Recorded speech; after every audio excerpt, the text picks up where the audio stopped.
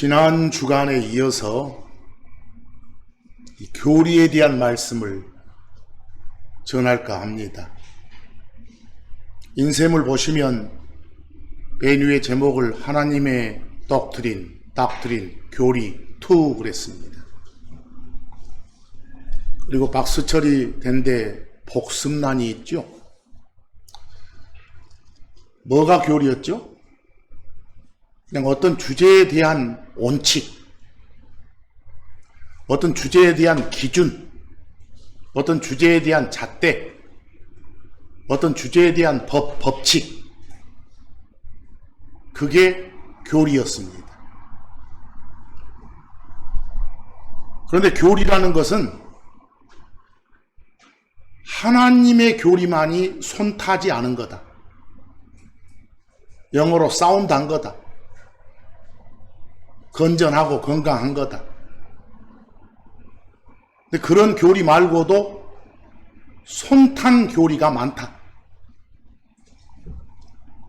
그래서 손탄 그런 건강하지 못한 교리와 구분하기 위해서 특히 하나님의 원칙을 수식어를 붙여서 하나님의 교리라고 표현했었습니다.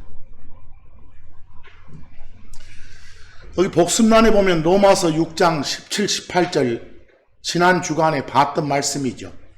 특히 18절에 여러분과 저는 죄들의 용서를 받아서 죄인이 아니라 의인이라 불리게 되었습니다. 어떻게 해요? 하나님이 주신 구원에 대한 원칙을 받아들임으로써 하나님이 제시한 doctrine, 교리를 받아들였기 때문에 그걸 일컬어 17절에서 뭐라고 합니까? 그때 너희는 여러분과 저도 포함된 겁니다.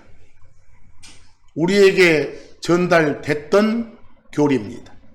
여러분과 제가 전달받아서 배웠던 교리입니다. 정확히 그게 뭡니까? 내용으로 예수를 주 하나님으로 그리스도로 받아들여라. 이 원칙입니다. 그 원칙에 순종함으로써 받아들임으로써 의인이라 불리게 되었다 이 말씀입니다. 근데 그 혼의 구원에 대한 주제에 대한 원칙 말고도 성경은 여러 가지 주제에 대한 원칙이 제시됩니다. 다른 건전한 사운드한 교리들이 많이 제시된다 이 말씀이죠.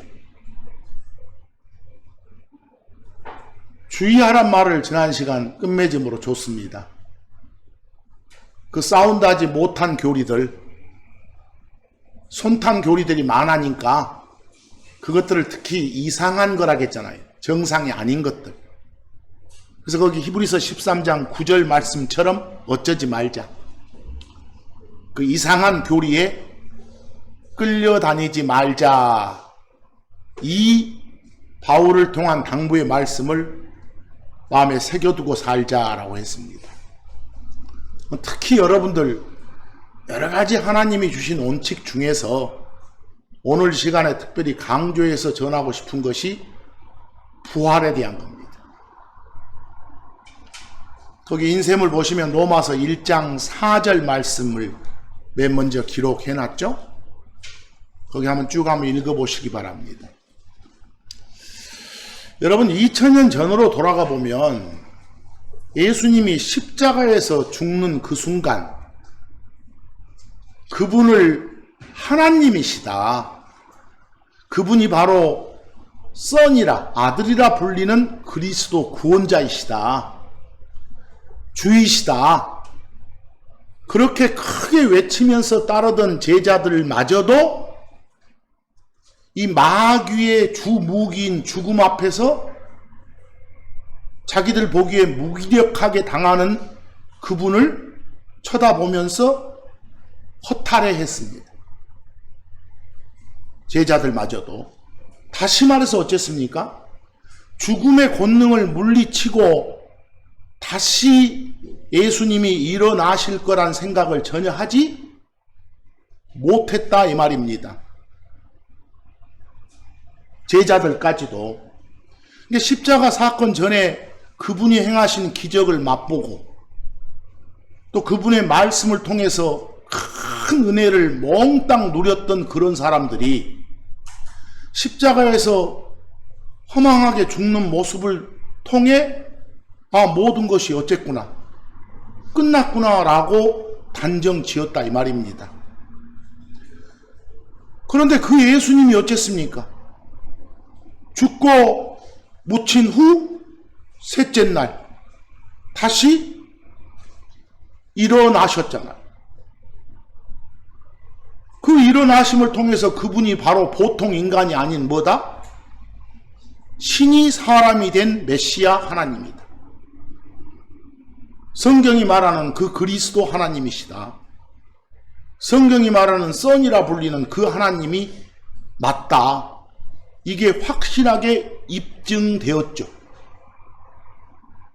다시 일어나심으로써 바로 그 실제 사건이 그 예수를 주요 그리스도로 받아들인 여러분과 저한테도 앞으로 우리도 그렇게 된다라는 강력한 희망, 소망을 주게 되었습니다. 바로 그 역사적 실제 사건, 간단히 말해서 부활을 통해서 그 개판이었던 사도들이 불신에서 뭘로요? 확신으로, 도망자에서 강력한 말씀 선포자로, 또 배신자들이 순교자들로 그렇게 변화되었다는 걸 우리는 알 수 있습니다. 여러분과 저한테는 그 사건이 어쩌고요?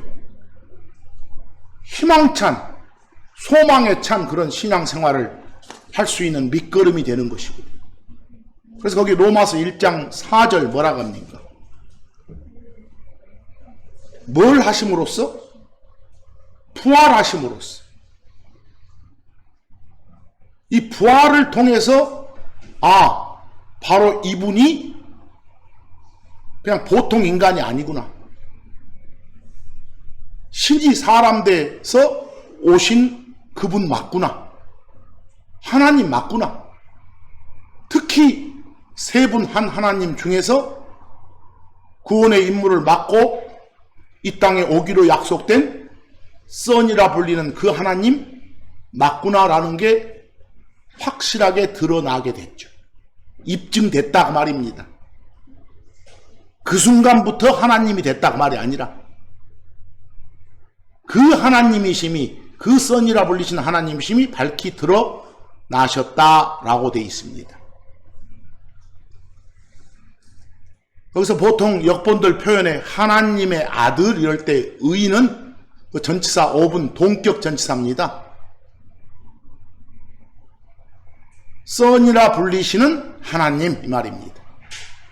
선각, 이렇게 하나님의 소속된 어떤 종속된 아들 이 말이 아닙니다.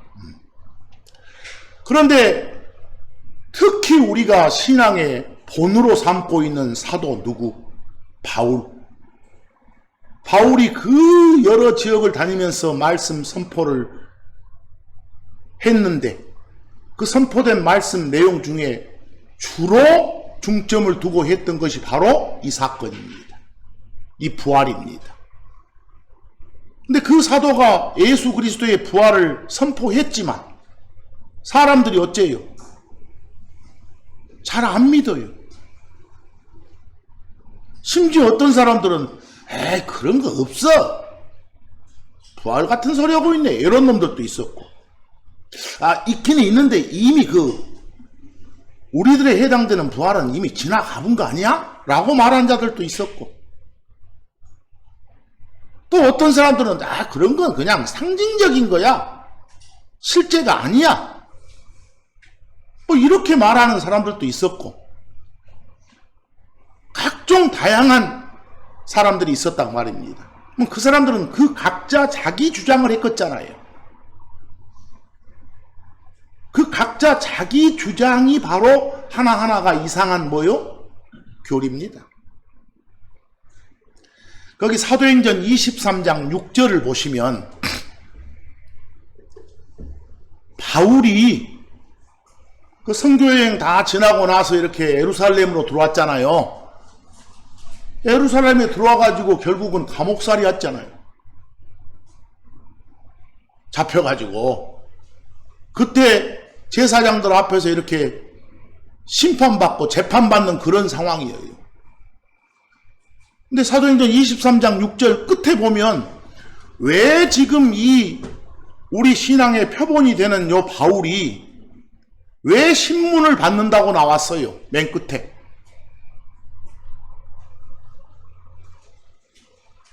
우리가 이 땅에 이렇게 살다가 크리스천으로 살다가 숨 끊어져도 언젠가는 우리 썩은 몸을 다시 새 몸으로 변화시켜서 데려가 줄 거라는 그런 소망을 가지고 살잖아요. 그게 우리가 가지는 그런 소망이에요. 그게 몸의 변화인 부활이에요. 근데 그렇다 하는 걸 부지런히 누가 선포하고 다녔는데, 바울이 선포하고 다녔는데 그걸로 인하여 그것 때문에 자신이 지금 불려와서 신문을 받고 있다고 말합니다. 뭐 이런 내용으로 봐서 바울 사도가 중점을 두고 선포했던 게 뭐라고요? 부활이구나. 만약에 부활이 실제 사건이 아니면 우리가 나중에 죽음을 이겼다고 말할 수 없으니까. 사도행전 17장 18절을 보시면 바울이요 예루살렘 들어와가지고 감옥살이 하기 전에 저 터키 지금 아시아 지역 그리고 그 에게에 넘어서 유럽 지역 마케도니아 말씀 전하고 다녔잖아요. 근데 한 번은 에게에 넘어서 그 유럽 지역 마케도니아 그리스 지역 거기 아테네 가서 말씀을 전해. 근데 여러분도 아시다시피 아테네는 이 세상 철학의 중심지요. 뭔가 헛생각, 헛주장, 헛교리들이 난무하는 중심지요. 거기서 부활을 선포하니까 딱 예수는 참 하나님이시다. 예수가 바로 그리스도이시다. 그러니까 예수를 받아들여라. 그래야만이 너희들은 지옥 안 간다. 예수가 진짜 하나님이라는 것이 이 부활 실제 사건으로 입증이 됐다. 이런 등등을 선포하니까 거기 사도행전 17장 18절 뭐라고 합니까? 그 그리스 철학자들의 학파가 에피쿠루스니 스토안이 나오잖아요. 그런 철학자들 하는 말이 뭐예요? 저 말쟁이 배불러라고 나왔죠. 징하게 뭔가 말이 많네. 지금 비꼬는 뒤에요. 무슨 말하는 거야? 하면서 셋째 줄 이방 신들을 전하는 자다 말이야. 왜 그런 식으로 조롱을 했습니까? 끝에 뭐라고요? 예수님을 선포했고 예수님의 무엇을? 부활을 선포했으니까. 그러니까 주로 선포하고 다녔던 내용이 뭐였구나? 부활이었구나 말입니다. 사도행전 17장 32절 보면 그들이 그 그리스 사람들이 유럽 사람들이 어째요? 이 부활에 대해서 바울이 선포하는 말을 들을 때 뭐 했다고요? 조롱하는 사람들이 있었다고. 저 완전 돈놈이구만 이런 식으로 조롱하는 놈들이 있었다고.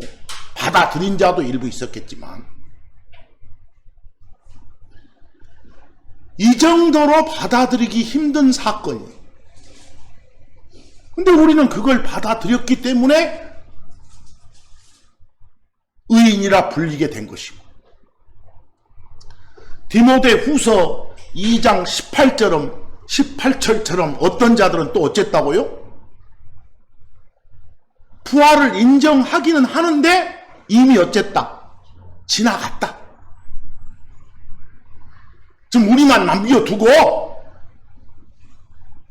다들 몸의 변화를 받아서 채어 올라간 사람들은 이미 떠났다.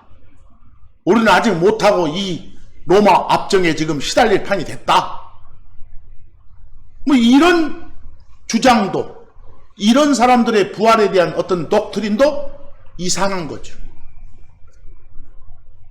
성경이 전하는 것과는 다르죠.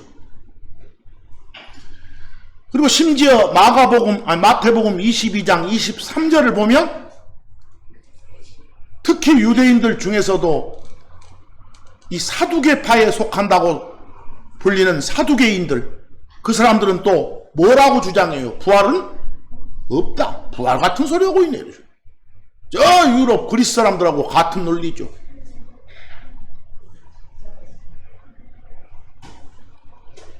심지어 고린도전서 15장 12절 보니까 지금 고린도 교인들입니다. 고린도 교인들이다 그 말은 크리스천들이다 이 말입니다. 크리스천들 중에서도 어떤 사람들이 있어요.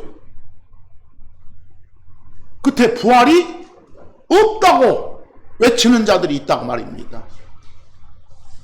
뭐 이런 자들은 성경도 모르는 것이고 하나님의 능력도 무시하는 거예요. 그 자들은 자칭 입으로 떠벌거리는 크리스천이지 진짜 크리스천은 아니다라고 생각해야 됩니다. 그러니까 오늘 이 시간에 특별히 전하고자 하는 이 부활에 대한 교리를 여러분 제대로 알려면 먼저 부활이란 단어의 용도부터 좀 정확히 짚고 넘어가야 됩니다. 거기 제가 참고 1에 부활 그려놨어요. 비슷한 동의어가 뭐라고 돼 있어요? 소생, 회생 그려졌어요. 근데 여러분 세상 사전 정의에 따르면 그냥 죽었다 사는 거, 없어졌다가 생기는 거, 이걸 뭐라고 해요? 부활이라고 해요. 죽었다 살아. 봉고사처럼 없어졌다가 막 생겨. 이런 걸 뭐라고 한다고요? 부활 또는 회생, 소생 이렇게 표현해요. 그리고 제가 참고 1에 적어놓은 건 세상 사전 정의예요. 그리고 화살표로 그 resurrection이 바로 우리 킹제임스 성경에 부활이라고 표현된 영어 단어예요. 특히 resurrection에서 그 앞에 RE는 다시 그 말이고 SUR은 누워있는 게 아니라 위로 이렇게 일어난다는 의미예요. up. 그리고 REC는 똑바로 이렇게 앉아있는 게 아니라 서 있는 거예요. straight, stand. 그리고 TIO에는 그런 상태예요. 그러니까 여러분 보세요. 이렇게 무덤에 몸이 딱 누워있다가 숨이 들어가가지고 다시 똑바로 서서 걸어다니는 그런 상황. 그걸 말하는 영어 단어가 뭐라고요? resurrection이에요. 한국말로는 뭐라고 하고? 부활이라고 하고. 근데 일단 세상 사전 정의로 부활은 뭐다? 그냥 죽었다 사는 것, 없어졌다가 생기는 것, 이거다. 그럼 세상이 말하는, 세상식으로 말하는 그런 부활과 아까 로마서 1장 4절에 나오는 그런 부활, 그런 부활은 다르다 그 말입니다. 앞으로 부활이란 말을 성경적으로 여러분 바이블 빌리브로서 하고 다닐 때는 어떤 부활인지 잘 구별을 시켜주기 바랍니다. 안 그러면 이제 빙빙 돌게 됩니다. 그러세요. 그래서 실제 여러 구절을 보고 연습을 좀 하랍니다. 거기 제가 연습 그려놨습니다. 보입니까? 연습. 에베소서 5장 14절. 여러분 성경에서는 숨 끊어져 죽는 걸 잠잔다고 해요. 실제 코 골고 자는 것도 잔다고 하고 숨 끊어진 것도 잔다고 해요. 그럼 지금 이 에베소서는 누구를 대상으로 주는 말씀이에요? 크리스천, 비크리스천. 크리스천을 대상으로. 거기 보면 너희들 그 말은 크리스천들이에요. 거기 한번 보세요. 잠자다가 깹니다. 뭐 여기서 잠은 일반 잠이 아니라 죽음의 잠이에요. 뭐 둘째 줄에 보니까 죽었다 살아나는 겁니다. 죽은 자들로부터 일어나라 그랬으니까. 그럼 보세요. 그냥 일반 정의에 따르면 이게 뭐예요? 이게 뭐예요? 죽었다 사는 거. 부활이지 않습니까? 부활. 그런데 이 부활은 아까 로마서 1장 4절에 예수님의 부활하고는 같다 다르다. 다르다 그 말입니다. 자, 여기 이 부활은 어떤 의미인가요? 여러분이 크리스천 됐으면서도 세상 쾌락 속에 빠져 살잖아요. 그 순간순간 하나님과 등지고 살잖아요. 불순종하고 살잖아요. 그 세상 속에 빠져들어 있는 삶을 죽은 삶이라고 해요. 죽었다고. 거기서 다시 정신 바짝 차리고 하나님 뜻에 따르는 삶으로 옮겨지는 걸 살아난다고. 여기는 지금 그런 말씀이에요. 너그 육신적으로 사는 성도들이여 부활하라. 죽은 자들부터 일어나라. 그 말은 세상에서 빠져나와서 하나님 자식답게 살아라 그 소리죠. 알겠습니까?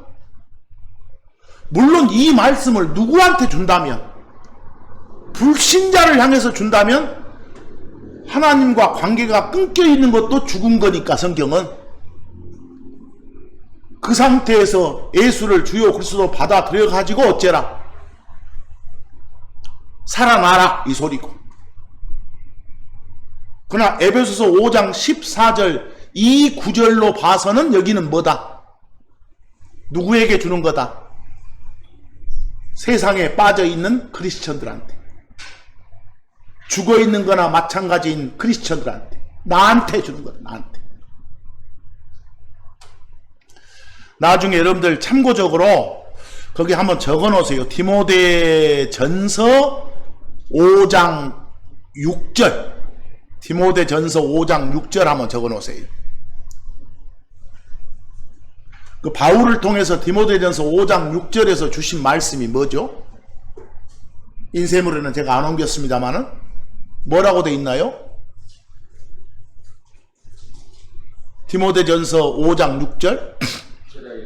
쾌락 속에 빠져있는 사람, 죽은 사람이라고 했죠. 그냥 세상 즐거움에 빠져있는 사람은 죽은 사람이라니까. 그런 사람들이여 일어나라 이 소리입니다 지금. 그러니까 세상식으로 말하면 거기 연습 에베소서 5장 14절도 무엇인데, 굳이 표현한다면 부활인데, 이건 우리가 소망으로 삼는 그런 부활과는 같지 않다. 그 다음 에베소서 2장 1절하고 5절 보세요. 유명한 말씀이죠. 에베소서 2장 1절하고 5절. 여러분들은 죽었다 살아난 사람이에요. 크리스천 되기 전에는 여러분들은 하나님과 관계가 끊긴 죽음의 상태였어요. 근데 예수를 주요 그리스도로 받아들이고 난 그 순간부터 살아난 거예요. 그래서 거기 죽었던 너희를 살리셨도다. 이게 죽었다 산 거니까 간단히 말하면 뭐예요? 부활이죠. 그러나 이 부활은 무엇과 다르다? 우리가 소망으로 삼는 그 부활과는 다르다 그 말입니다. 다 부활이라고 표현해도 좋아요 여러분이. 하지만 내가 표현하고 있는 부활이 어떤 부활인지 명확히 구별하시기 바랍니다. 다른데 전할 때도 구별해서 전하시기 바랍니다. 골로새서 2장 13절에도 죽었다 살아났단 말이 나옵니다. 보이시죠? 뭐 죽었다 살아났으니까 그것도 사전적 정의로 하면 뭡니까? 부활이죠? 그러나 그 부활은 우리가 소망으로 삼는 그런 부활이 아니다 그 말입니다. 그래서 에베소서 2장 1절 5절이 말하는 그런 차원의 부활이다 이 말입니다. 뭐 여러분들 에베소서 2장과 골로새서 2장에 나오는 너희는 우리도 포함되죠?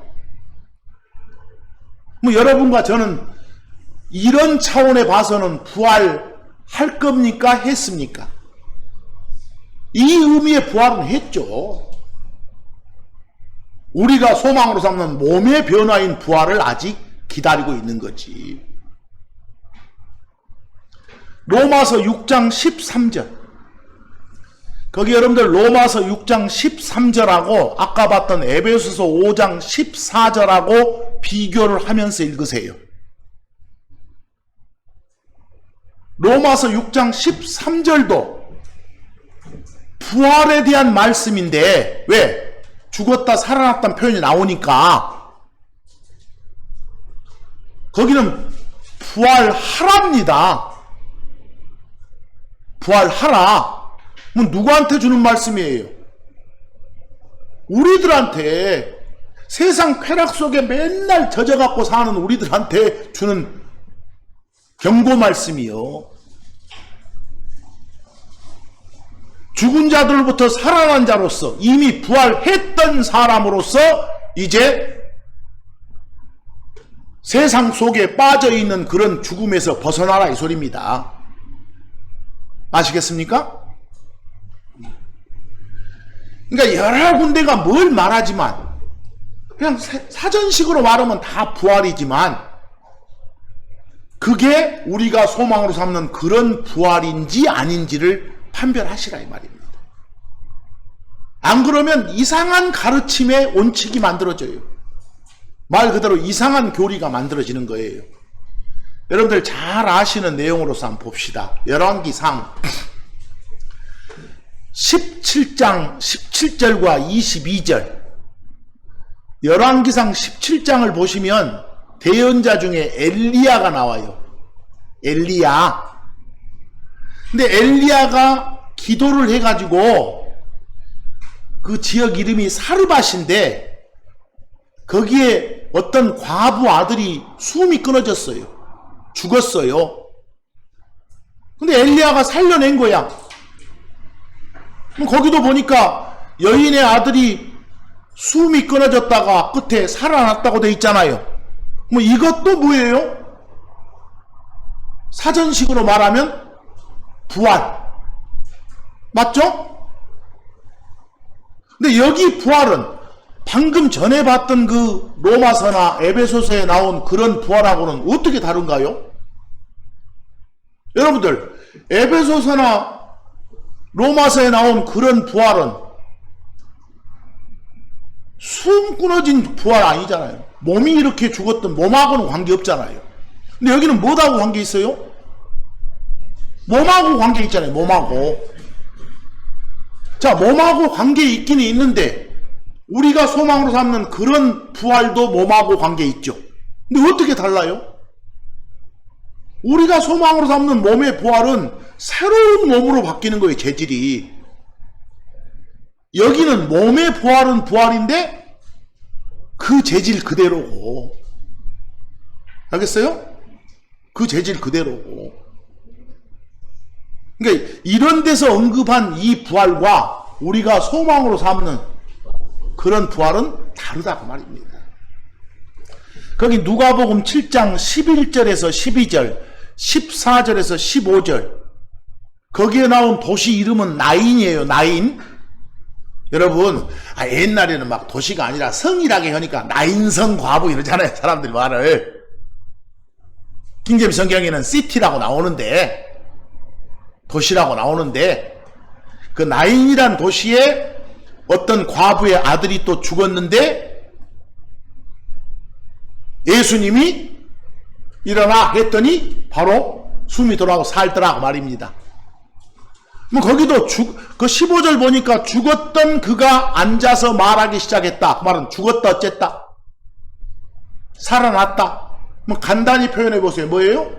부활입니다. 그리고 몸하고 관계 있습니다. 그러나 이 몸은 전에 있던 그 몸 그대로 새로운 재질의 몸이 아니다 말입니다. 뭐 그런 몸은 땅에 속한 몸이니까 그 몸 가지고는 하늘에 갈 수 없어요. 하늘에 가려면 하늘에 속한 그런 재질의 몸으로 바뀌어야 되니까. 이런 부활은 우리가 소망으로 삼는 그런 부활이 아니다. 그 다음 요한복음 11장 17절 43에서 44절 유명한 이야기죠. 누구 이야기? 나사로. 벌써 17절에 나사로가 무덤에 누운 지 이미 나흘이나 되었다 그 말은 이제 썩었다 그 말입니다. 몸이 썩기 시작했다 그 말입니다. 그런데 그런 나사로한테 예수님이 야 나와 했더니 맨 끝에 came forth 나왔다 그러잖아요. 뭐 여기도 간단히 표현하면 죽었다 어쨌다 살았다. 뭐 짤막한 단어로 뭡니까? 부활입니다. 그러나 이 부활은 우리가 소망하는 기다리는 그런 부활이 아니다 말입니다. 그 몸 그대로니까. 그 몸 그대로에 숨만 들어가서 나온 거니까. 그래서 오늘 이 시간은 좀 어렵지만 이 부활에 대한 정확한 원칙 이걸 좀 여러 구절을 통해서 정립을 하시라 이 말입니다. 거기 욥기를 한번 봅시다. 여러분들 욥기 19장 25에서 27절 보면 여러분들 욥이란 사람이 어째요? 하나님이 의로운 사람이다. 정말 바른 사람이라고 손꼽는 사람 아닙니까? 그런데 사탄이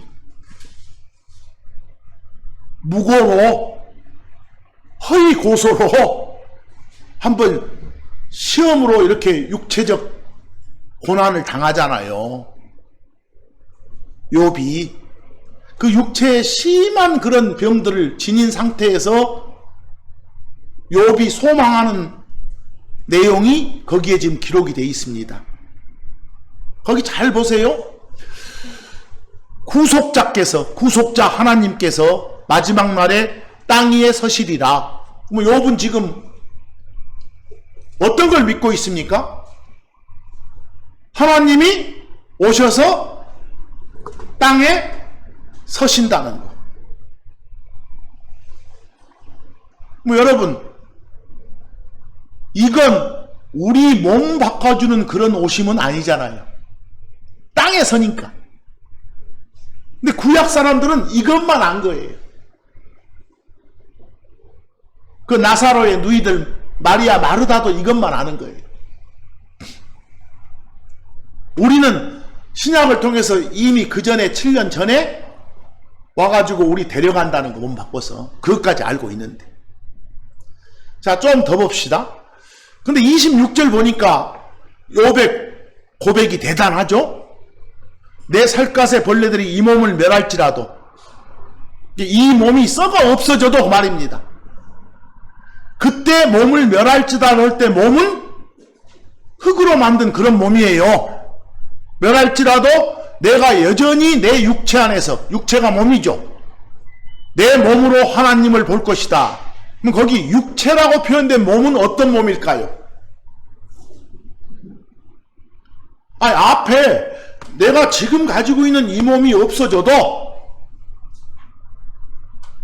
나중에 다시 하나님께서 새 몸을 줄 때 그 새 몸에 달린 눈으로 내가 볼 수 있을 거다 말입니다. 이게 앞에 몸은 헛몸, 뒤에 육체라고 표현된 몸은 뭐요? 새 몸 이 말이죠. 뭐 욥이 소망한 이 부활이 바로 뭐다? 예수님의 그 부활이다 그 말입니다. 우리가 기다리는 그 부활이다 그 말입니다. 그러면 2000년 전도 아닌 몇천 년 전에 살았던 이 사람도 이렇게 이런 교리를 가지고 있었던 거예요. 욥이 소망하는 그 부활이 바로 우리가 기다리는 그 부활이다. 거기 마가복음 16장 9절에 나오는 그 부활이다 말입니다. 예수님께서 언제? 주의 첫날에. 여러분들 주의 첫날 그 말은 그때 주가 일주일 할 때 그런 주자예요. 주인 주자 아니에요. 주의 첫날 그 말은 일주일 중에 첫째 날. 달력 보면 일주일 중에 첫째 날이 무슨 요일인가요? 일요일. 그래서 영어로 the first day of the week 나오면 다 Sunday를 말해요. 일요일을. 일주일 중에 첫째 날. 한국식으로 말하면 월요일인데 월요일이 아니라 첫째 날 일요일. 그럼 거기서 일요일 날 예수님이 어쨌다? 일어나셨다. 여기서 일어나셨다고 말은 그 전에 죽고 묻혔다가 다시 살아났다고 말입니다. 뭐 이것도 표현하면 뭔가요? 부활입니다. 근데 바로 이 부활,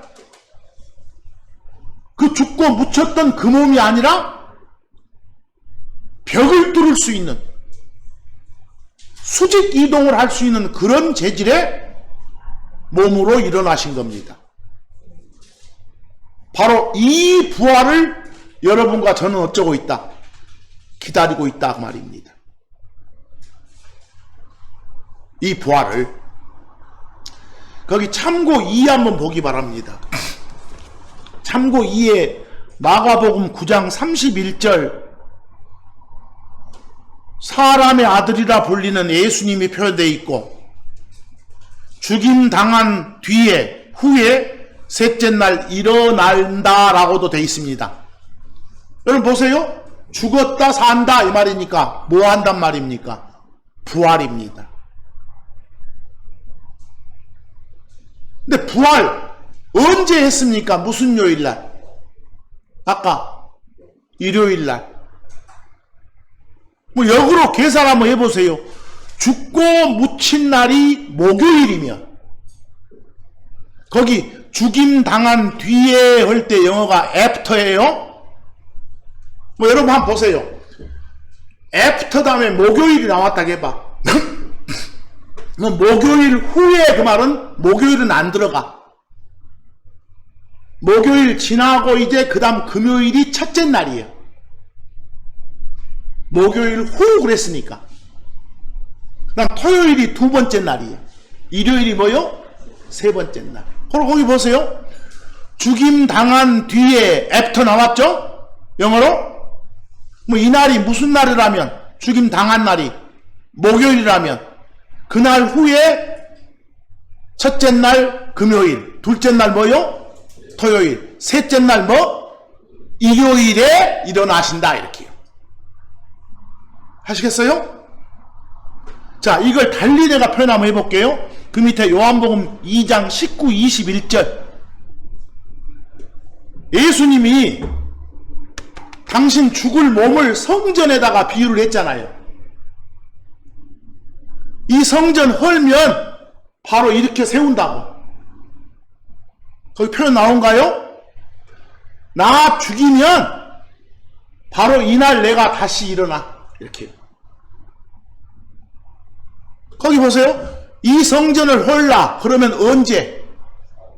사흘 후, 사흘 뒤, 사흘 지나서 일으킬 테니까 이 말입니다. 거기 영어로 in 3 돼 있습니다. 여러분들 보는 번역본에 뭐라고 돼 있는데 사흘 안에 개판입니다. 영어로 in 다음에 사흘 나오면 in은 안에가 아니라 뭐라고요? 후, 지난 거. 그럼 보세요 여러분. 예수님 죽고 묻힌 그 사건에서 3일 후입니다. 이렇게 표현할 때는 죽고 묻힌 날이 무슨 요일이면 목요일이면 거기서부터 목요일 그 금요일, 토요일, 요 3일, 그놈 후, 뒤, 그 말은 그놈 지나, 그 말은 그 다음날 무슨 날? 일요일 날 말입니다. 그래서 표현을 잘해야 됩니다. 제가 표현 한번 해볼게요. 일요일 날 부활하셨습니다. 뭐 일요일 날 부활했단 말을 죽고 묻힌 사건하고 연관지어서 제가 표현합니다. 죽고 묻힌 후 셋째 날. 어디 죽고 묻힌 후 하는 순간 그날은 들어가 안 들어가? 안 들어가. 그 다음날 그 다음날 그 다음날이고. 또 하나 표현합니다. 죽고 묻힌 그 사건에서 3일 후. 말은 죽고 묻힌 날부터 셉니다. 그날에서 3일 후. 말은 그날 그 다음날 그 다음날 놓고 그 다음날. 영어 성경으로는 정확하게 표현되어 있습니다. 그것이요. 그래서 앞으로 in 3days를 뭐라고 번역해 놓으면 3일 안에 사흘 안에라고 번역해 놓으면 막 찢으세요. 파세요. 잘못된 거니까. 그래서 우선 참고만 해보세요. 자, 우리가 말하는 지금 부활은 바로 이 부활을 말한다. 이 부활은 새 몸으로 바뀌었다는 걸 전제로 한다. 자, 거기 마태복음 27장 잘 들으셔야 됩니다. 52절에서 53절. 여러분 보세요. 죽고 묻힌 후 셋째 날 예수님이 부활하셨어요. 예수님이. 그런데 그 후에 예수님 부활하고 난 후에 내가 보세요.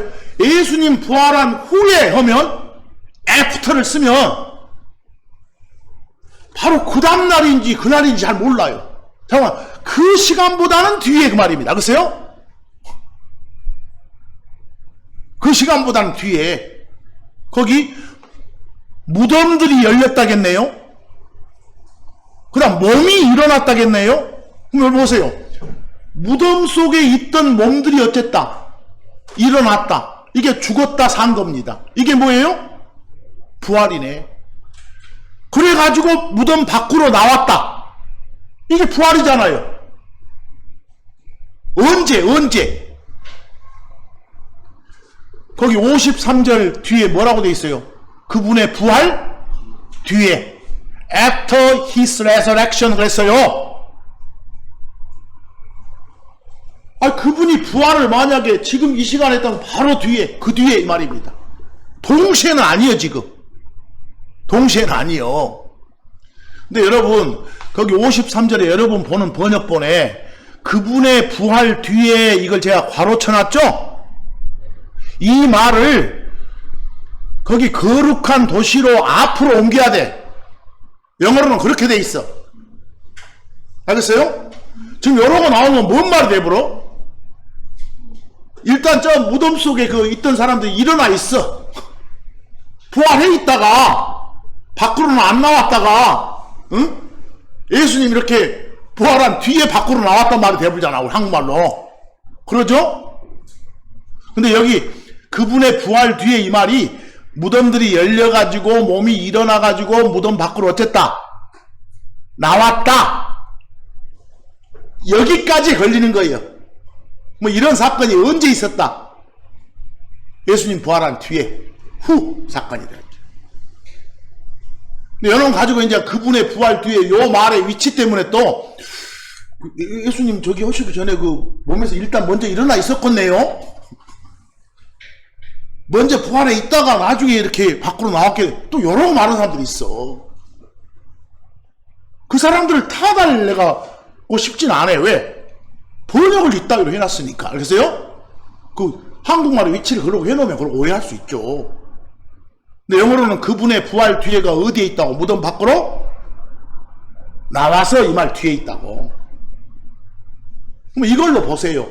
이때 또 부활한 사람들이 있었잖아요.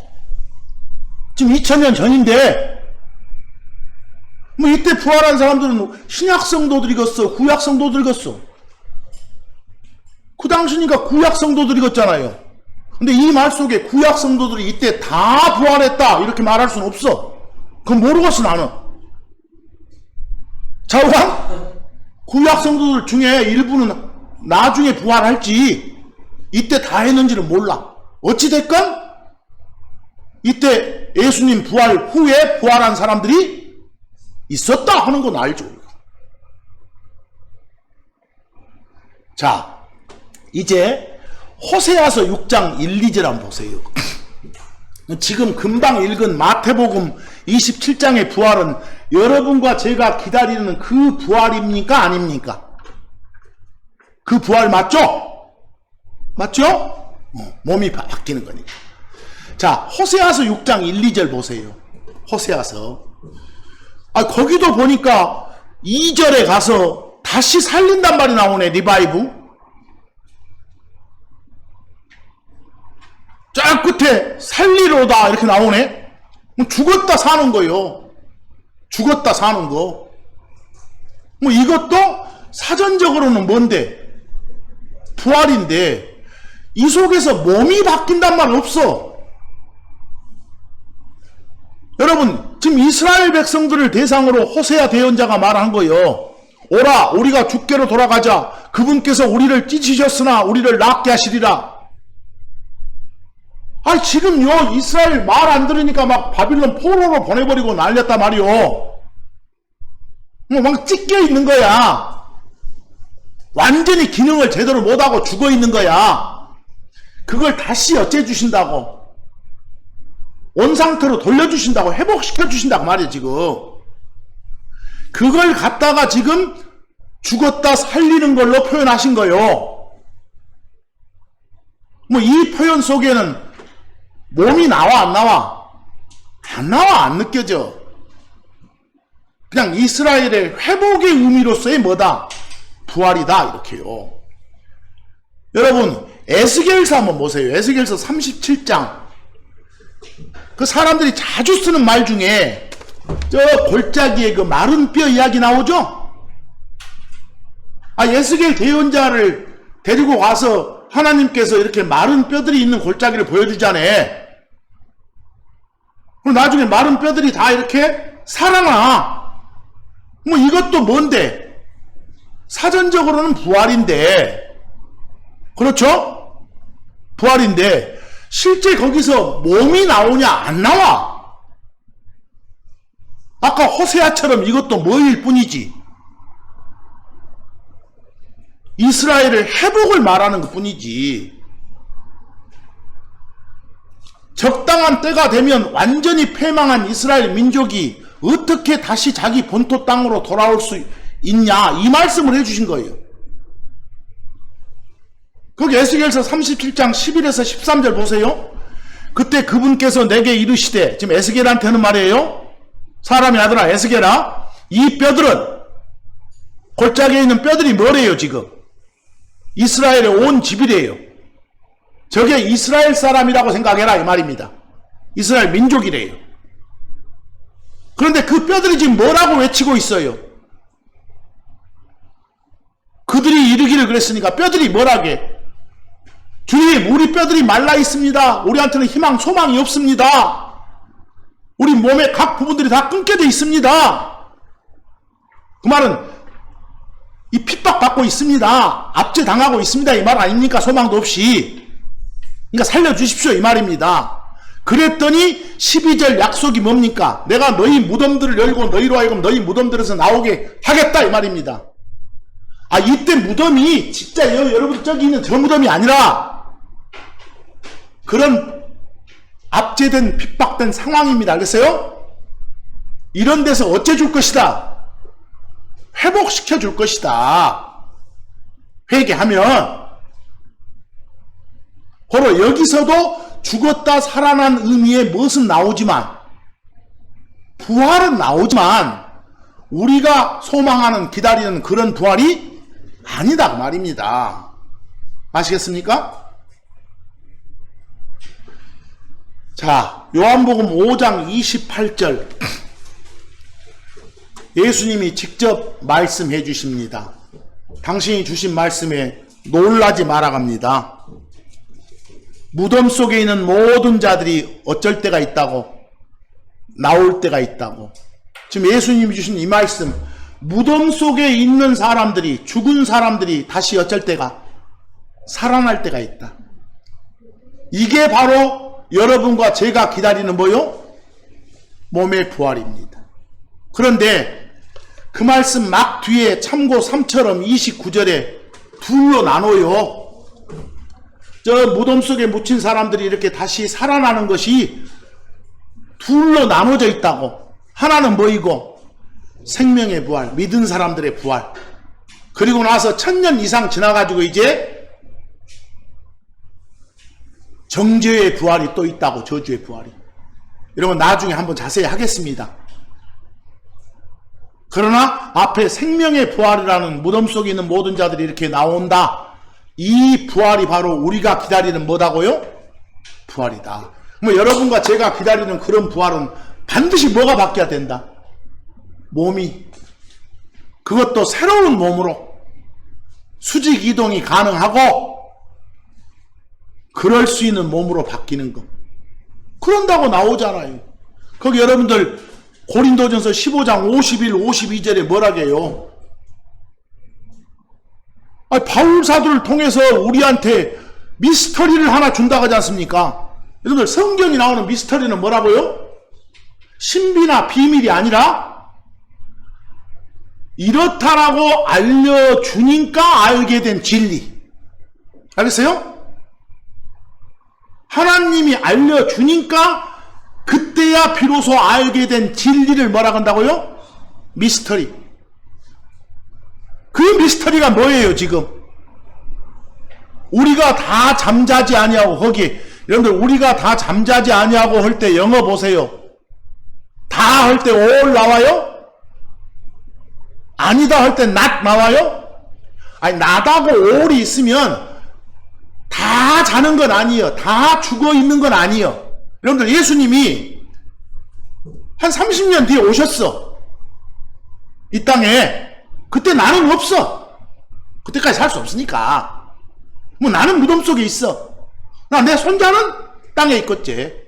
걸어 다니겠지. 이 말이요 지금. 예수님 오신 그날 우리가 다 자는 건 아니야. 그냥 무덤 안에서 자고 있는 사람도 있고 무덤 밖에서 걸어 다니는 사람도 있단 말이요. 근데 그럴 때 그러더라도 다 바뀌어. 몸이 바뀌는데 누가 먼저 바뀌어야겠어? 무덤 속에 누워있는 사람이 먼저 밖에서 일어나야 시간이 맞지. 그 다음에 걸어다니는 사람이 딱 몸 바뀌고 채가니까. 그래서 52절에 뭐라고요? 이때가 되면 죽은 사람들이 썩지 아니할 것으로 어쩐다고? 일어난다고. 우리가 받을 새 몸은 썩을 몸, 안 썩는 몸. 안 썩는 몸으로. 아까 막 나사로 이런 몸은 썩을 몸이었고. 이런 부활한다고. 여기 이대로 적혀 있는데 몰라? 이걸 안 받아들여? 자, 한 가지 조심하세요. 여러분들 계시록 11장 11절에서 12절 한번 보세요. 여기 잘 들으세요. 계시록 11장 11절하고 12절. 계시록 11장에 가면 여러분들 어떤 증인이 두 사람 나와요. 자, 여기 한번 보세요. 주목하세요. 여러분, 계시록에 나온 내용은 여러분과 저 이렇게 새 몸 받아서 올라가고 난 뒤의 상황이에요. 그거 갖다 그냥 여러분한테 적용하지 마세요. 그 뒤의 상황이요. 우리 부활 끝나고 난 뒤의 상황. 그 상황에서 거기 보세요. 사흘 반이 지난 뒤에 하나님으로부터 뭔 생명의 영, 거기 하나님으로부터 온 생명의 영께서 그들 속에 들어가심으로 뭔 말이다요? 난 무슨 말인지 모르겠어. 거기 영이라고 된 영어가 스피릿이요. 스피릿. 좀 이따 설명하겠는데 스피릿. 여러분 보세요. 지금 두 증인이 막 말씀 선포하다가 죽음을 당했어. 죽음을 당했어. 뭐 죽음을 당했다고 말은 그 사람들은 숨이 끊어졌어 지금. 근데 숨 끊어진 그 사람들한테 숨이 들어가. 숨이 들어가. 그 숨을 영어로 스피릿 그래. 그리고 그 숨을 한국 사람들은 그냥 영이라고도 표현해. 그 숨이 어디서 온 숨이요? 하나님한테서 온 숨이 들어갔어. 그랬더니 죽었던 그 사람들이 어쩐다? 일어나. 일어나. 자기들 발로 일어서. 그런데 12절 보세요.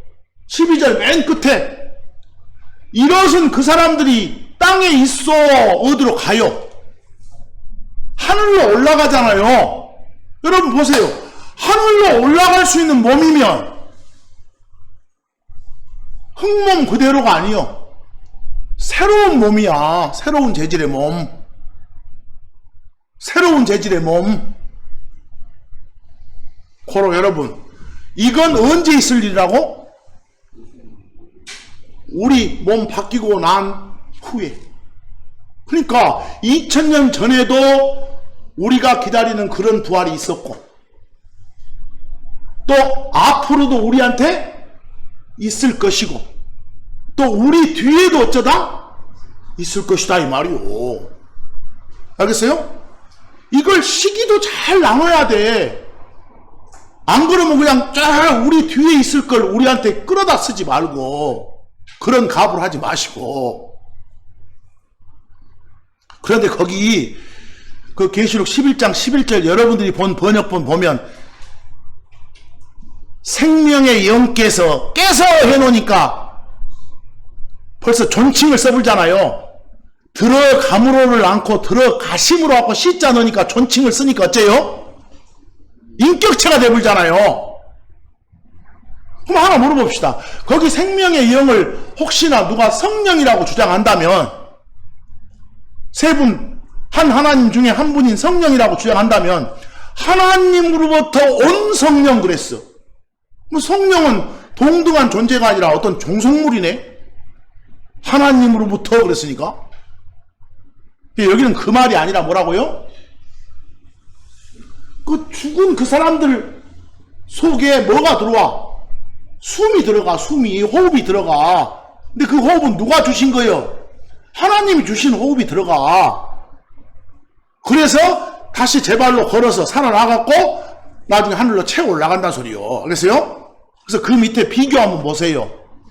그 비교 그 한국 사람들 많이 보는 번역본 나왔죠? 1번에? 그 3일 반 후에 하나님께로부터 뭐가 들어갔다고? 차라리 생기가 났네요. 생명의 기운. 그 다음 두 번째 번역본 보니까 생명의 기운. 세 번째 번역본 보니까 뭐라고? 생명의 숨. 이 말이요. 이 말이니까 여러분들이 보는 번역본이 틀려 있어 지금. 그래서 거기서 영어 킹제임스 성경이 틀려 있는 게 아니라 고로 이런 부활들, 오늘 이 시간 말한 부활 구별되십니까? 여러분들 자관 우리가 말하는 기다리는 부활은 어떤 부활? 우리 몸 바뀌는 거.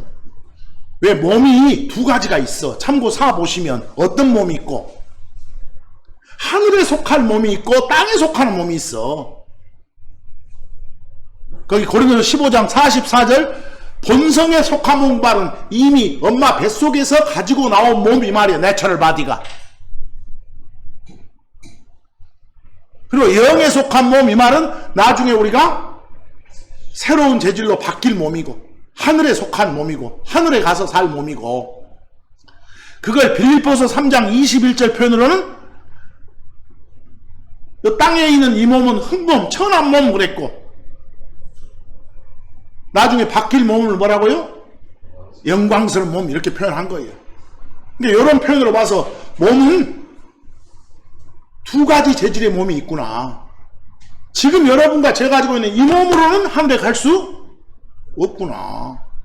새로운 재질로 바뀌어야지. 그래서 이걸 잘 구분하시라고 말입니다. 그래서 혹시나 여러분들 부활 이야기 하더라도 구분 잘해서 하세요. 그냥 부활이란 단어를 제가 못 쓰게 하는 거 아니에요. 죽었다 산 거 없어서 생긴 거 다 부활인데, 혹시 성경에서 부활이란 말을 쓸 때 내가 기다리는 그런 부활을 말하는 것이고 이건 부활은 부활인데 그게 아니다, 이 구분을 해주시란 말이에요. 근데 금방 전에 제가 스피릿 말했죠. 스피릿, 거기 참고 5점 보세요. 이거 중요합니다. 영어로 S-P-I-R-I-T, 스피릿. 스피릿. 이건 보세요. 여러분 한번 봅시다. 잘 들으세요. 우리가 섬기는 하나님, 세 분 한 하나님이야. 그 세 분 중에 한 분이 스피릿이요. 세 분 중에 한 분 호칭이 뭐라고요? 스피릿. 이렇게. 우리는 성령 그러지만 스피릿 이렇게. 그리고 또 하나 봅시다. 여러분 보세요. 저 하늘에 가면 우리 인간 말고 다른 어떤 존재들 있잖아요. 막 천사도 있고 그룹도 있잖아요. 그들을 신이라게 신, 우리가 섬기는 신은 하나님이고 그들도 신이라고 한다니까요. 그들의 호칭을 뭐라고? 스피릿 그러기도 해요. 근데 그놈들 중에 뭔가 이렇게 타락해가지고 나쁜 목적으로 막 땅에 내려가서 돌아다니며, 그런 스피릿은 이건 깨끗이 못한 놈들이야. 부정한 놈들에서 부정한 스피릿 이렇게. 그걸 한국 사람들 막 귀신 해사는데 귀신이 아니라 마귀가 귀신. 그러니까 보세요. 우리가 섬기는 세 분 하나님, 한 하나님 중에서 한 분의 호칭이 뭐이고? 스피릿이고. 또 막 천사, 마귀 이런 신들의 호칭도 뭐고? 스피릿이고. 또 우리 사람은 세 가지로 구성됐다고 하잖아요. 요 몸도 있고, 요 속에 안 보이는 소울, 혼도 있고, 또 하나 안 보이는 거? 스피릿도 있다고. 영혼 몸 할 때 말이요. 뭐 사람을 구성하는 3요소 중에 하나도 뭐라게? 스피릿 그래. 알겠어요? 영혼은 다 스피릿이에요, 이것이. 그리고 어디 가서 막 누가 숨이 있는가 보자, 호흡이 있는가 보자 할 때 호흡도 뭐라고? 스피릿 그래. 완전히 밥 안 먹더만 기운이 빠져있네. 정신 잃을 정도 낼 때 기운, 정신 요것도 스피릿 그래. 알겠어요?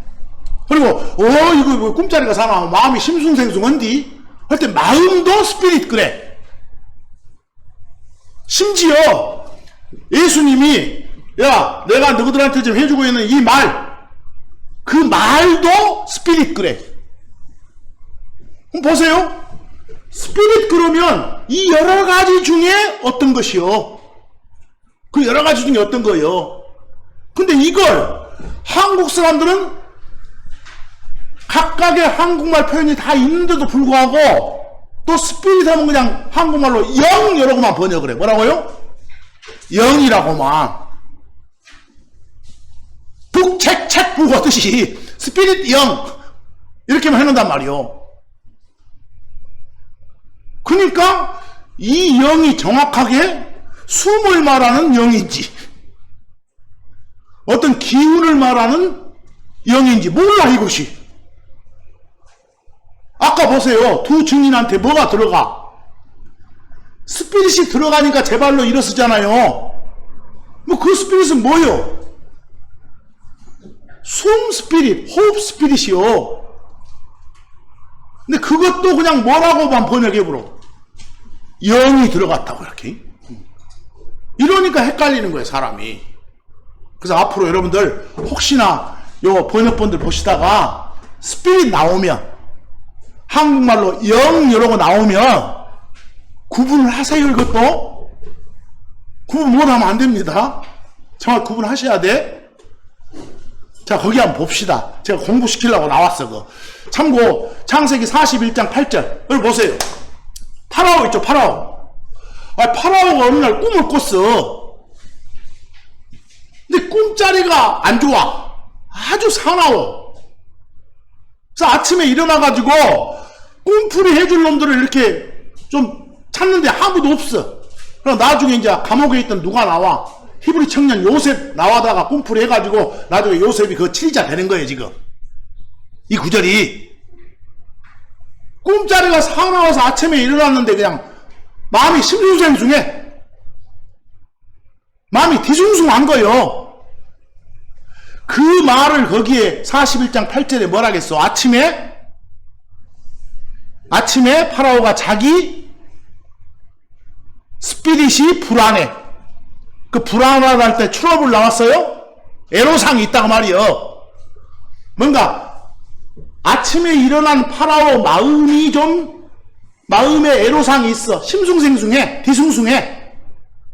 뭐 여러분들 여기 스피릿은 한국말로 옆에 지금 여러분 번역본에 뭐라고 돼 있지만 영이라고 돼 있지만 정확히 말하면 뭐요 이거? 마음이야. 마음. 오히려 그 밑에 비교 그 번역본들 잘 해놨네 그. 마음이라고. 마음이 심숭생숭했다고. 그리고 출애굽기 28장 3절 가보세요. 참고만 하세요. 이제 곧 끝납니다. 출애굽기 28장 3절. 모세한테 그 마음이 지혜로운 사람들, 즉 슬기로운 스피릿을 가진 사람들을 모아가지고 그 제사장들 입을 옷을 만들게 하라고 지금 지시하는 장면이 하나님이. 거기서 첫 줄에 뭐라 그랬어? 너는 마음이 지혜로운 자 그랬어. 거기 영어로 지혜롭다가 Y지고 마음이란 단어 하트 나와요? 지혜로운 하트를 가진 사람 그랬어. 다시 말해서 뭐라고요? 그 뒤에 지혜의 스피릿을 가진 사람. 뭐 읽어보니까 거기 지혜의 스피릿이 바로 마음이란 소리요. 지혜의 마음을, 그러니까 슬기로운 마음을 지닌 자, 지혜로운 생각을 하는 자 이 말이요. 그 스피릿을 그냥 한국말로 거기 뭐라고 했어요? 영 이래 놓으니까 영이 멀고해지는 거예요. 거기 앞뒤가 같다고 나오잖아요. 그 비교 번역본 나오면 무슨 말인지 알겠죠? 지혜 있는 모든 자 말은 내가 지혜로운 영으로 채운 자도 말하면 내가 지혜의 스피릿을 내가 준 애들 말이야 지금. 뭐 여기 스피릿은 굳이 정확한 한국말로는 뭐요? 마음, 하트. 그냥 늘 하는 것으로는 영. 그 여호수아기 5장 1절도 보세요. 여러분들 여호수아 장군이 이렇게 이스라엘 백성들 그 군대들 끌고 이렇게 가나안으로 가잖아요. 근데 요르단 강이 탁 말라. 하나님 마르게 해줘. 건너기 좋게. 그걸 보고 어째? 주변 그 민족들이 쫄아. 와 이거 우리가 저놈들 대들다가는 난리 나겠네 이렇게. 그래서 저기 뭐라겠어? 둘째 줄 보세요. 요르단의 물들을 하나님이 마르게 하신 것을 들었을 때 그 주변 민족들의 뭐가 녹았다고? 마음이 녹았다고. 여러분들 마음이 녹았다 이 말은 다른 말로 뭐예요? 쉬운 말로 쫄았다고 말이야. 쫄아가지고 그 이스라엘 자손들로 인해서 그들에게 더 이상 뭐가 없었어? 스피릿. 감히 막을 용기가 없었다니까? 그럴 기운이 없었다니까? 이게 이때 스피릿은 용기고 기운이고 정신이야. 알겠어요? 이때는 그걸 갖다가 그냥 대충 한국 사람들은 뭐라 한다? 영 해놓으니까 그냥 겁나게 그냥 고상한 말로 들리고 뭔 말인지 잘 모른단 말이요. 그런 내용이라는 거. 뭐 그 밑에 비교 번역본들 보면 금방 알겠죠? 여러분 번역본에서도 거기 막 정신이라고 해놨잖아요. 스피릿을. 굿세라고 영어로 가진 않잖아요. 자, 그 밑에 사사기 15장 9절. 그 사사기 15장 9절은 삼손이 뭔가 이렇게 기운을 잃었을 때 하나님께서 그 삼손의 기운을 회복시켜주는 장면이에요. 그래서 물도 못 마신 삼손한테 물을 나오게 해가지고 삼손에 뭐가 돌아왔다고? 둘째 줄 스피릿이 돌아왔다고. 기운이 돌아왔다고. 이 말을 그 바로 뒤에 그가 어쨌다고? 회복됐다고. 거기 정신이 돌아왔단 말이나 회복됐단 말이나 같은 말이요. 그럴 때 정신이라고 여러분 번역에는 영어 단어가 뭐예요? 스피릿이요. 근데 이 번역자도 계속 영으로만 가지는 않잖아요. 뭐 앞으로 스피릿 나오면 오로지 그냥 영이라고만 하지 마라. 혹시 영이라고 됐더라도 그 영의 진정한 속뜻이 뭔지를 파악하라 그 말이요.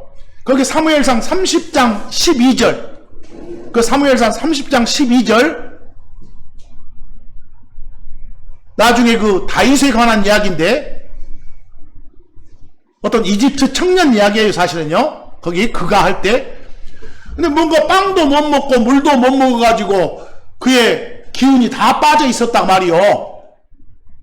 근데 그랬던 사람한테 빵 주고 물 주고 하니까 그의 뭐가 돌아왔다? 정신이 돌아온 거요. 기운이 회복된 거요. 여러분들 제가 그 우스갯소리로 바로 후에 사사기 15장 9절에는 그의 정신이 돌아왔다 할 때 그 돌아왔다가 뭐요? 영어로 came again 나왔어? 돌아왔다 할 때 이미 다시 온 거요. 사무엘상 30장 2절은 보시오. 둘째 줄 끝에 그의 정신이 어쨌다? 그에게 돌아왔다 할 때 came again 할 때 다시란 말 쓸 필요 있어 없어? 국어적으로 쓸 필요 없지. 그 역전합이 되니까. 똑같은 번역자가 보시오. 사사기에서는 다시를 뺐다가 여기는 다시를 넣었다가. 이게 웃기는 거예요. 이것이. 정확한 국어를 쓰라고 말해. 내 말은. 그 시편 32편 2절. 여러분 시편 32편 2절 어떤 사람이 복 있는 사람이요? 간사함이 없는 사람. 여러분들 간사함이 없단 말은 어디에 간사함이 없어? 막 간사한 게 몸에 붙어 다니요? 마음이 똑바른 사람이요. 뭐 스피릿에 간사함이 없는 사람이요. 뭐 여기 스피릿은 흔히들 하는 번역으로 뭐라고들 하지만 영이라고 하지만 정확히 뭐라 해도 그 밑에 번역처럼 마음이라 해도 얼마나 좋습니까? 앞으로 스피릿 나오면 혹시나 그냥 흔히들 쓰는 영 나오면 이것도 구분하라고 말입니다. 그 잠언 16장 18절도 뭐라 했어요? 여러분 교만이 뭐예요? 거만이 마음이 높아지는 거예요. 자기를 높이는 거니까 마음이 높아지는 거. 그 마음이 높은 사람은 망한다고 돼 있잖아요. 넘어진다고. 그럼 앞에 멸망에 앞서 교만이 나간다 이 말이나 넘어짐에 앞서 거만함이 있는다 똑같은 말이에요. 거기 교만 이퀄 아주 건방지고 거만한 스피릿이요. 뭐 거기 스피릿도 여러분 번역본은 영이라고 돼 있지만 그냥 간단히 말하면 뭐요? 마음이요. 마음. 그래서 앞으로 스피릿 나오면 잘 좀 해봐라 그 말입니다. 그 고린도전서 5장 3절 보면 금방 알겠죠. 고린도전서 5장 보면 요 고린도 교인들한테 쓴 편지인데 보세요. 여러분 자식들이 맨 크리스찬으로서 못된 짓만 해. 바울한테 들려와. 심지어 막 자기 새엄마를 범해 불고 막 해. 그런 이야기 들고 지금 내가 다 안다잉. 너그 내가 가면 혼난다잉. 지금 이런 말이에요 지금 바울이. 그러면서 하는 말이 내가 멋으로는 떠나 있지만 지금 몸은 떠나 있지만 마음은 거가 있어 이놈들아 말이야. 알겠어요? 그 표현을 갖다가 거기 뭐라겠어? 몸으로는 떠나 있으나 뭐요? 영으로는 함께 있어서 그냥 몸은 떠나 있어도 마음은 거기 있다 말이에요. 똑같은 말이 골로새서 2장 5절. 골로새서 2장 5절은 골로새 교인들을 칭찬하는 말이에요.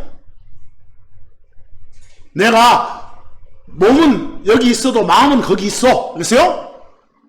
마음은 여러분과 항상 함께 있어.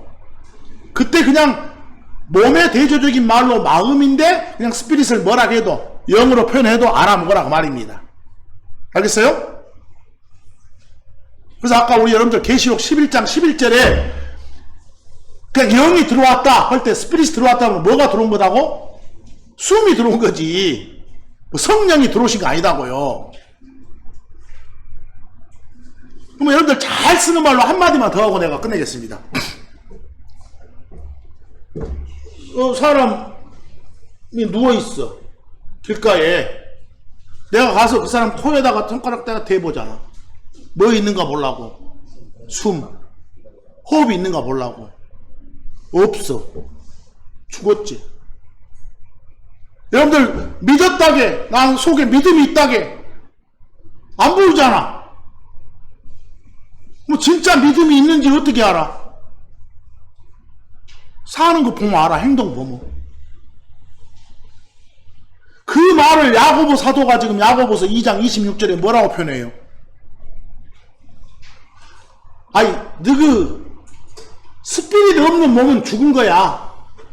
그러듯이 그러는 것처럼 못 없으면 행위 없는 믿음도 죽은 믿음이지. 그거 이 말이에요. 지금 이때 스피릿이 뭐요? 구체적으로 말하면 숨, 호흡이요. 그냥 많은 기독교인들이 하는 표현으로 모시고 거기처럼 영이고. 근데 사실상 제 주변에 영이란 표현을 너무 자주 쓰는 분들이 많아요. 많은데 저는 그때마다 생각해요. 과연 저분이 쓰는 저 상황에 저 영이란 표현이 정확하게 구체적으로 한국말로 무슨 뜻인지 알고 할까? 이렇게.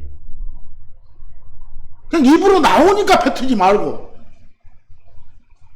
무슨 말인지 의미는 알아야 될 거 아닙니까? 그래서 오늘 그 스피릿도 참고적으로 한번 해보라고 지금 말씀을 드린 거예요. 그러나 오늘 주고자 했던 말은 뭐겠어요? 세상이 말하는 부활과 내가 성경을 통해 소망으로 삼는 부활 확실히 나눠서 알아야 진짜 희망찬 신앙생활 할 수 있다. 그래야 예수님 오시는 걸 기다릴 수 있어요. 그래서 오늘은 지난 주간에는 특히 혼의 구원에 관한 정확한 교리를 한번 살펴봤고, 오늘은 부활에 관한 교리를. 이왕 하나님의 교리가 나왔으니까 잘 살펴서 여러분들 신앙생활에 많은 보탬이 되기를 간절히 바라면서 오늘 말씀 여기서 마칩니다. 감사합니다.